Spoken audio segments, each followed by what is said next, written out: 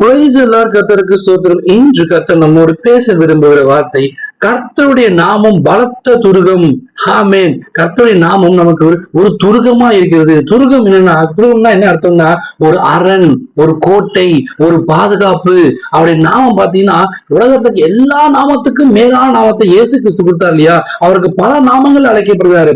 Jehovah ஷம்மா, Jehovah Shalom, Jehovah ரூவா, Jehovah Rafah, எல்ரோயி, எபினேசரே, El Shaddai தேவனே, ஏகப்பட்ட நாமங்கள்ல அவர் அழைக்கப்படுறாரு. அந்த நாமத்துக்குள்ள நம்ம அடங்கி இருக்கணும். ஏற்ற காலத்துல அவங்க உயர்த்தி அவரோட பலத்தகையில அடங்கி இருக்குன்னு சொல்லிருக்கு இல்லையா? அவர் பாதுகாப்புக்குள்ள, அவருடைய அரணுக்குள்ள, அவருடைய கரத்துக்குள்ள அடங்கி இருக்கும் போது எந்த சேதமோ, எந்த விதமான பலவீனமோ, எந்த விதமான பிரச்சனையும் உங்களையும் குடும்பத்தையும் ஊழியத்தையும் தாக்காது. அவர் பாதுகாப்பாரு. எது வந்தாலும் அவரை தாண்டிதான் வரணும். அவர் உங்களை வேலையடைக்கப்பட்ட தோட்டமாய், முத்திரிக்கப்பட்ட கிணறாய், மறைவு கட்டப்பட்ட நீரோட்டாய் மாற்றிக்கொள்வார், பாதுகாத்துக் கொள்வாரு. பாதையை உலகத்தை அணுகாபடிக்கு, பொல்லாப்பு நேடாபடிக்கு அவர் உங்களை அரணான பட்டணத்தை போல பாதுகாத்துக் கொள்வாரு. அட்டைக்கல்ல பட்டணமா இருக்காரு. இன்னைக்கு கர்த்தருடைய நாமத்தை தொழுது கொள்ளுங்க. கர்த்தாவே நாம மாத்திரம் சொல்லி அவர் நாமத்துக்கு சோத்திரமணி மகிமையும் புகழையும் கருத்தை செலுத்திட்டே இருங்க. அவருடைய நாமத்துக்குள்ள அடங்கி இருந்தோம்னா நமக்கு உலகத்துல எந்த பிரச்சனையும் உங்களுக்கு சேதப்படுத்தாது.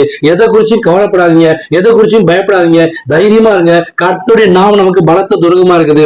வசனம் சொல்லுதுன்னா, கர்த்தருடைய நாமம் பலத்த துருகம், நீதிமான அதுக்குள் ஓடி சுகமா இருப்பான். கர்த்தருடைய நாமத்தின் பிரகாரமாக அவருடைய நம்முடைய நீதினு சொல்றது எதுவுமே கிடையாது.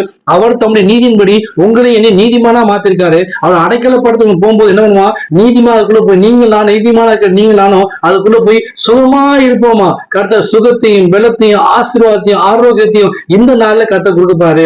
அதனால எனக்கு யாருமே இல்லை, சப்போர்ட் பண்ண யாருமே இல்லை, லிப்ட் அப் பண்ண யாருமே இல்லை, தனியா இருக்கேன்னு சொல்லி எதை குறிச்சும் நீங்க பயப்படாதீங்க, கலக்க முடியாதீங்க. கர்த்தருடைய நாமத்தை பிடிச்சு கொள்ளுங்க. அவருடைய நாமம் உங்களுக்கு பலத்த துரிதமா இருக்கும். அவங்களுக்கு சுகமா இருக்கும்படி ஆசீர்வதிப்பாராக. விசுவாசோட ஆமென் பெற்றுக் கொள்ளுங்கள். ஆமென். God bless you.